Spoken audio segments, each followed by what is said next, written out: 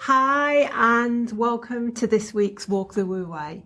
Tonight we're talking all about the topic of loneliness and giving our Wu Wei wisdom teaching on loneliness. And we've had a good response on this, haven't we? We've had a great response in our Facebook community about this topic. And I know a lot of people have said, and I would agree with this, that loneliness does not necessarily mean being alone.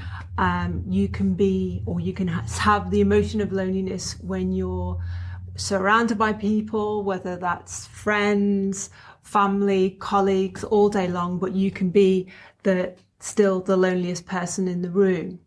So there's a big difference between loneliness, or what people describe as loneliness, and being alone, or what people would describe as solitude. So do you want to kick off by giving your thoughts on what loneliness is, David?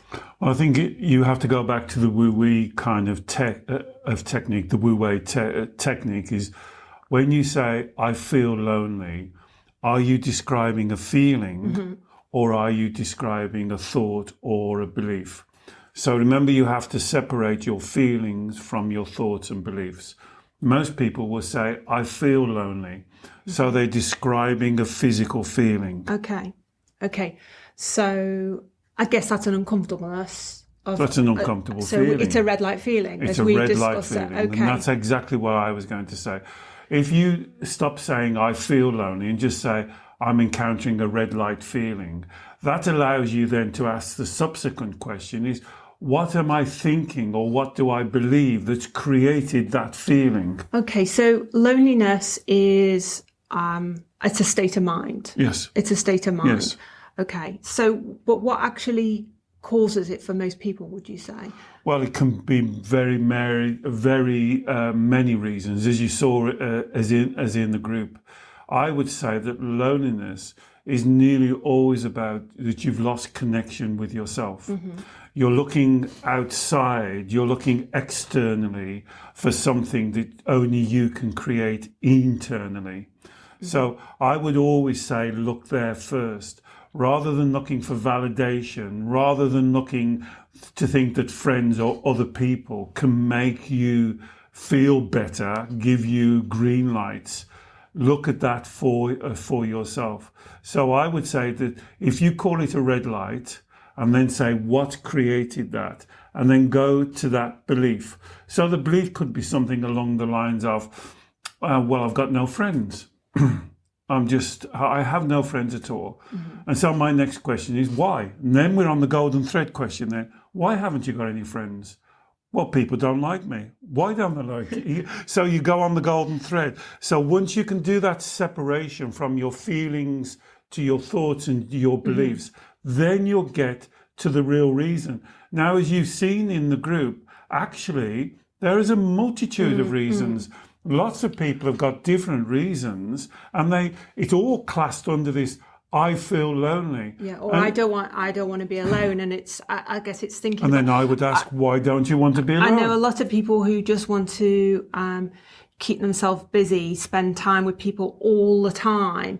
And as soon as they're separated, there's a sense or an emotion, a red light feeling of emptiness. Well, and this comes back to this thing about not being able to be connected to yourself, not benefiting from that connection. Well, that's where the golden thread work really works, because once you've done the separation, all that you've done is exactly what you did, is to give me another feeling. I feel empty. Well, what does that mean? Yeah. That doesn't mean anything. Yeah. You're not empty. Yeah, exactly. So all it's an illusion. It's an illusion. Yeah. You're giving a label to a feeling. Keep calling it a red light feeling, and then you can say, I've now created a red light feeling. Then you can ask yourself, what am I thinking? What do I believe that's created that feeling? And that's where the real spiritual work takes place. This is a spiritual process. You are trying to follow that track down. That's what the golden thread means. You want to get into the position that you can ask yourself, why? Why do I think I'm empty? So if you say, no, David, I believe I'm empty. Yeah. My next question is, why do you believe you're empty? Because you look full to me. Yeah. I mean, I think from personal experience, I've encountered two very contrasting situations in my life whereby I felt. You thought or you felt? I had what I would describe as I felt isolated. No, you can't. So we see this is really, well, no, really interesting. and this is what I've learned. Exactly. So I'll give you the two situations. So one was when I was in a particular job, and I was surrounded by people all day, but I was disconnected because I didn't share the same kind of values and beliefs as them on many levels. So I from that sense, I was kind of locked off from them. Then by contrast, moving from that sort of situation where I'm surrounded by people all day and still having a sense of red light feelings around that, of isolation, starting to work for myself from home, where I've got, I'm by myself all day pretty much. Now I could have fallen into the trap of saying, oh, it's very, very lonely, this. I feel very isolated. I haven't got the buzz around me of people in the office. But actually, after I had this kind of initial shock of the change of environment, it allowed me to get more comfortable with myself and resist, because I think my first temptation was I must backfill what I've lost, this busyness of people and colleagues around me. I must immediately backfill it by, connecting with lots of people and bringing lots of people into my life. And actually that would have been the wrong thing to do. And having almost been forced to be by myself, it allowed me to get more comfortable with me and enjoy my time and enjoy my solitude much more.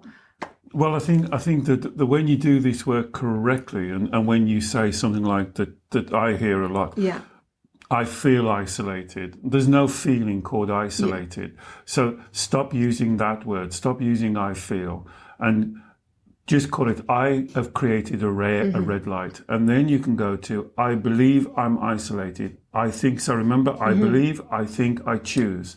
I believe I'm isolated. I choose to be isolated. I think I'm isolated. Then you can ask yourself why you're isolated. So in the case, I believed when I was in my career in an office environment, I believed and I knew rationally that I wasn't able to connect with the people around me. So then I had the choice. So then I took responsibility. Absolutely. I didn't say, oh, poor me, it's terrible, I'm isolated, I'm alone here. I made the choice to shift things around. Absolutely. Yeah. And so when you go on to your beliefs, then you can make that choice. Because if you go, I feel isolated, it makes you into the poor me, it makes you into the victim. But when you can say, I haven't, as you say, I've got nothing in common with these work colleagues. I'm a square peg is in a round hole. I need to move on. You can then start to act proactively. And this really is the spiritual teaching. There's only you can make the change. This is what I call self-responsibility. Now, you may be stuck in the position that you're in and you can't just click your fingers and change. No, you can't just immediately change. But you can change the mindset. Yeah. And now you can start looking for other jobs or other positions or other situations. And just that mental change will change your energy. We talked last time about chi energy. Just changing that mindset changes the chi energy in your body. And then you stop using. The trick is when you hear yourself using that I feel. Ban the F word. Stop saying I feel. I think, I choose, I believe. And that gets you more onto the road that you can then ask the golden thread. Why do I think this? Why do I believe this? Why do I choose this? And then that will give you the answer, and that will allow you to take responsibility and move away from it. Yeah, I think, putting the understanding where you're at and putting it in a way that, as you say, you can take self-responsibility for it is so much more empowering than doing the reverse, which is the kind of poor me sort of thing. This is a problem which has befallen me. I think it's much more empowering to say, I'm not comfortable with this situation, whether it's, you authentically want to be around lots of people or authentically spend lots of time by yourself. It's about whatever is comfortable for you. And if you're not comfortable with it, what are you going to do about it? And I think shifting your mindset from saying, I'm lonely, poor me, to something like, this isn't working for me. I want more of this, or I want more social interaction, or I want more of whatever it is in your life. If you're doing it for the right reasons, then you should go for it. Well, I think that once you clarify what it is that you want, then you can take self-responsibility for getting it. Now, a lot of people will then say, well, I want more friends, I want a partner, I want a relationship. And then they suddenly expect the door to knock and the partners to come walking into their life. And this is when we talk about intention. You've got to clear your intention. And if it is, for instance, you need a new partner, or you want a circle of friends, somebody who you can cycle with or walk with or go swimming with, then you have to work at that and set that intention clear, that that's what you're looking for. Because don't expect that once you've set the intention, that all of a sudden these people are going to drop into place. And that's what having a clear intention is about. We talk about it, yi dao, qi dao. As you think, so shall you be. So if you say, I want a group of friends to go walking with, you might go through 2 or 3 groups until you find the right group for you. But if you keep that intention clear, then you will find the right group. This is the law of attraction, as long as you keep the intention clear. And that it's for the right reasons. So, absolutely. So you want to be with people not because you want positive strokes from them, or to be seen as like a social butterfly to make you feel more happy or successful. It's about wanting to spend quality time and sharing quality time with people, or give of yourself truthfully and authentically. Well, this is why it's a spiritual lesson, you see, because if you wanted to be a social butterfly, whatever that is, you should be looking for groups that are social butterflies. Don't look for a walking group, because you're going to be disappointed. But it's about, a lot of people want to be almost like collect friends and just to say, oh, I'm with a different friend every night. But then you've got to be clear on that. But why are you doing that? Exactly. For the right reasons. So there's nothing wrong with that. If you want to have a friend for every night of the week, then admit to that, and then you can ask yourself, why?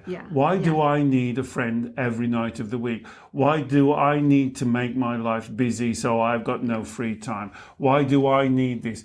That golden thread question is so important for your self-development. There's not right or wrong. This is not proving you right or wrong, but what it's doing, it's clarifying and you taking self-responsibility for your life and what's important for you. So if you want to have a different friend for each night of the week, great, but admit to it, and then send the intention out that that's what you're looking for. Don't send out a mixed intention that you really want to have a walking group friend, but actually you don't, because that's what confuses matters. So I'd like to just finish on the idea. So if we obviously do the golden thread work to get clear that the reasons why you're seeking out people, friends, more social interaction is for the right, authentic reasons for you. Why do you want that? It's not based on the lies that I'm not good enough, I can't cope, I can't manage. It's not, you're not seeking people out for that validation, and that's the golden thread work. So I also want to close on this idea of getting to know yourself better and spending more time with yourself and enjoying that connection. For me, starting to work from home and spending more time with myself, what I found is like simply going out for a walk in nature every day for 20 minutes, half an hour. That I'm by myself, except for the dog, but I feel totally connected to the birds, the bees, the grass, the trees. I feel at one with everything. And that's been a very kind of powerful discovery for me. And with that connection, I know that I can never have the red light feeling of being alone, even though I am alone physically. So I'd just like you to explore that a little but you bit use, more. but at the beginning of that, I don't know whether you noticed, you use the feel word again. It's your choice. You can take the dog out for a walk and choose to be connected with nature around you. That's a choice. The modern word is mindfulness. So we talked about meditation. You can go for a walk with a dog all by yourself and be mindful and be at one with nature. That's a choice that you're making. But you could go for a walk and think, also be, isn't it terrible? I'm by myself. Extremely lonely. Look at me. Day after day, I'm by myself. Other people have got other people to go for a walk with. Look at me. I've got nobody to go for a walk with. Again, mindset. So it's a mindset. It's clearing the mindset. And this is the best spiritual advice that I can give you, is to do that golden thread word. Separate the feelings from the thoughts. Stop calling it, I feel lonely. Just call it a red light. And then you can ask yourself, why am I creating that red light? Remember, you are the creator of all your emotional feelings. You are not the victim of them. So if you want to use the word, I feel lonely, it just confuses you. If you say, I have created a red light because I'm alone, then ask yourself, why am I alone?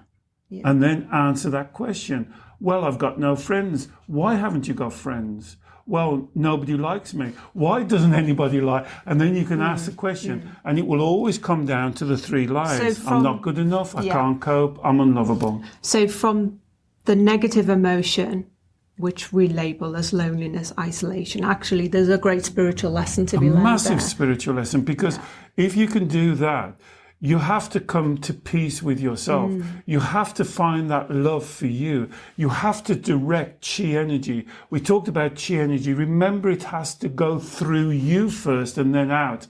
So you have to love yourself to allow that natural flow of chi energy. And remember, I said one of the closest words for chi is love. And so you have to learn to love yourself. And then if you don't love yourself, you ask yourself, why? Why don't I love myself? What is it about me that I don't love? What is it about me that I can't get on with? And you have to have that clarity of the thought and the belief, because that is the greatest spiritual lesson that you can do for yourself. Please do this one thing. Remember, love and truth come from the same seed. So if you're not truthful with yourself, you can't love yourself. And get that separation from your feelings to what you believe and what you think. Great. Thanks, David. Well, I hope everyone found that useful today. As always, please, you can post your comments and questions to us, and we look forward to seeing you very soon. Goodbye. Bye.